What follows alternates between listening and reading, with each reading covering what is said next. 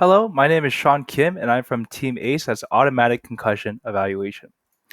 Now, when you think of concussions, you don't always think of the servicemen and servicewomen that fight for us abroad, when in fact, 1 out of 5 soldiers experience some type of MTBI or concussion. Along with that, it was actually the most common type of injury in both Iraq and Afghanistan. Now, with it comes long term health effects that are strongly associated with mood swings, insomnia, PTSD syndromes, and even trouble holding down a job. Now, our team really set out and said, well, what is being done about this? And what we found was actually even worse. The current care sequence is really no different for a soldier as myself and my teammates. You go to a doctor's office, they shine a light in your eyes, and they ask you a bunch of qualitative questions that, depending on the day, your answer really may change. And now, with that, may come further screening, but honestly, most of the time, you get told to go back home and get some rest. Now, with this current standard of care, we're missing around 30 to 60% of MTBI cases that are going undiagnosed.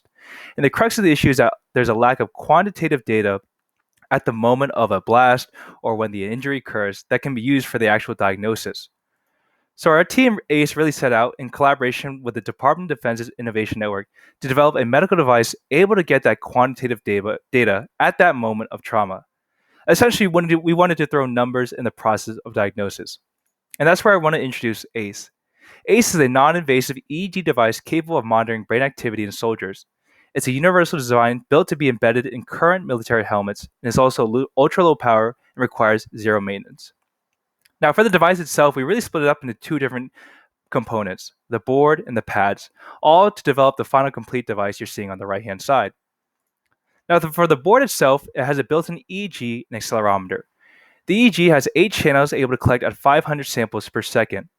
Along with this, the accelerometer is simultaneously able to capture 400 samples per second of that data. Now, the point of the accelerometer is really to improve battery life. After a blast or explosion, the accelerometer can trigger when to collect data. Now, what that lets us do is go into deep sleep mode prior to any, acquisition of just walking around of soldiers or doing their daily activities and differentiating between a blast and just, jogging on the treadmill. Ultimately, we're able to achieve an ultra low power at approximately 6 milliamps of current, and we're running only on 3 cells of batteries. Now, with that, we're expected to get approximately 6 to 9 months.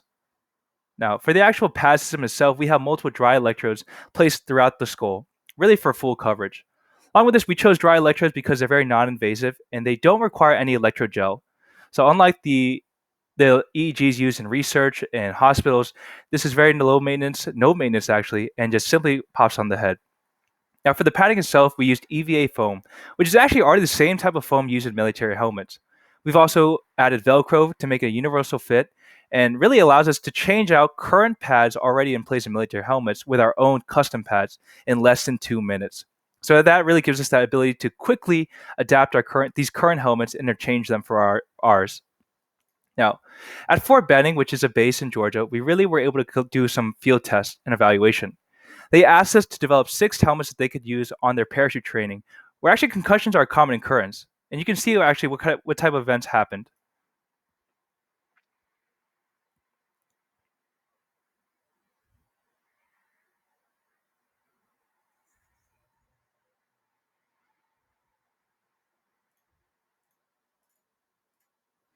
From the event, we were able to collect multiple results, as you see. So, from the person falling on there and hitting his head, we are actually able to collect real-time brain information, brainwave information. So we have the beta, alpha, theta, and delta waves of the actual soldier that you saw collected at the moment of the traumatic event. So that it successfully proved that we were able to, in fact, collect that quantitative data. But not only that, but to collect it in a universal form factor that's easily integrated into modern day helmets. Now, for our next steps, we really want to refine our methods for possible concussion detection. Along with that, we were hoping to implement a raise to wake functionality in order to improve that battery life I was talking about. So, similar to an iPhone, we want our device to only collect data after a certain threshold has been hit on the accelerometer. And lastly, of course, we really want to just further test and evaluate and to improve the developments of this product. Now, for the short term, we really want to approach the military. The VA currently spends 4 times as much on TBI patients, so there's definitely a strong need for this product, as well as in their base as well. But we don't want to stop there. Really, for us, the sky should be the limit. Not only in military, but sports and construction, we really want to get whoever's wearing a helmet to help their user base with their health and their well-being. But the overall goal and the overall mission is to really develop a new standard of care. We're hoping to revolutionize what is currently already being flawed. Rather than going to neuroimaging, making that possibly optional, and developing a diagnosis as more quantitative, and that can lead to immediate treatment.